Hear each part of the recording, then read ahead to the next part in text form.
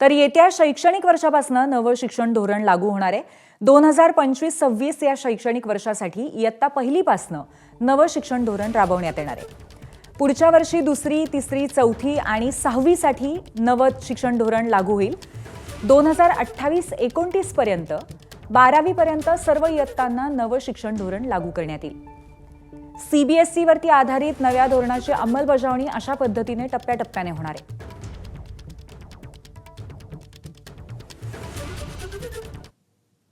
तर नव्या शिक्षण धोरणाच्या अंमलबजावणीचे टप्पे कसे आहेत यावरही एक नजर टाकूयात।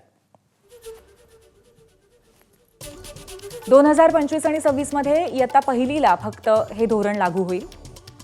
26-27 ला इयत्ता दुसरी, तिसरी आणि चौथी तसंच 6वी साठी हे नवीन शैक्षणिक धोरण लागू होणार आहे। 2027 ते 28 मध्ये 5वी, 7वी, 9वी आणि 11वी ला हे धोरण लागू होईल।